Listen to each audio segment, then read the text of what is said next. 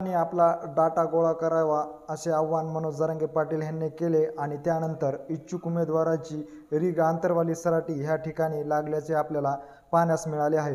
ह्याच दरम्यान भाजपचे 3 बडे नेते देखील मनोज जरांगे पाटील यांच्या भेटीला आल्याचे आता समोर आलेले आहे।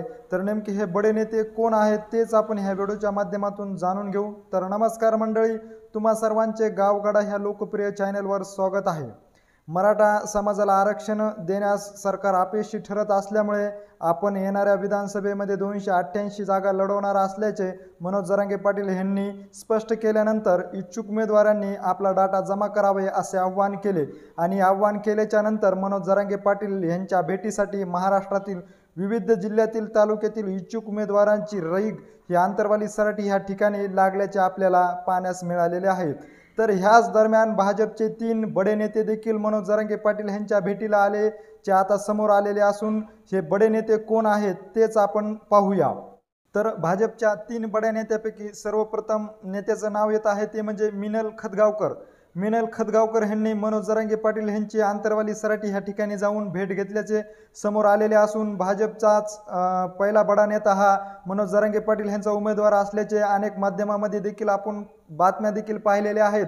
मिनल खतगावकर यांनी सराटी आंतरवाली ह्या ठिकाणी जाऊन मनोज जरांगे पाटील यांची भेट घेतली आणि तुम्ही जर मला संधी दिली तर मी निवडणूक लढविण्यास इच्छुक असल्याचे देखील मिनल खतगावकर यांनी मनोज जरांगे पाटील यांच्याशी चर्चा करताना बोलून दाखवल्याचे समोर आलेले आहे।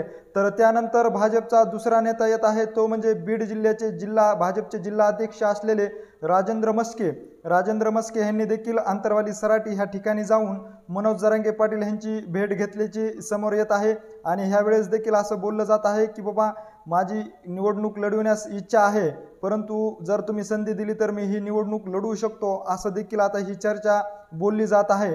तर भाजपचा तिसरा नेता केज विधानसभा मतदारसंघाचे भाजपचे माजी आमदार राहिलेल्या संगीता ठोंबरे यांनी देखील आंतरवाली सराटी ह्या ठिकाणी जाऊन मनोज जरांगे पाटील यांची भेट घेतली असून तुम्ही जर मला केज मतदारसंघातून निवडणूक लढविण्यासाठी जर उमेदवारी दिली तर मी ह्या ठिकाणी निवडणूक लढविण्यास इच्छुक असल्याचे देखील संगीता ठोंबरे यांनी त्यांच्याशी चर्चा करताना सांगितलेले आहे आणि तो व्हिडिओ देखील आता हळूहळू समोर येत आहे। हेच भाजपचे 3 बडे नेते होते की ज्यांनी मनोज जरांगे पाटील यांच्याशी विधानसभा निवडणूक लढविण्यासाठी उमेदवारीची इच्छा असल्याचे बोलले जात आहे। परंतु एकंदरीत ह्या सर्व घडामोडीविषयी नेमकं तुम्हाला काय वाटतंय हे आम्हाला आमच्या कमेंट बॉक्समध्ये नक्की कळवा। व्हिडिओ जर आवडला असेल तर जास्तीत शेअर करा आणि अशीच अपडेट मिळवण्यासाठी तुम्ही जर आमच्या चॅनलला सबस्क्राईब केलं नसेल तर नक्की सबस्क्राईब करा। धन्यवाद।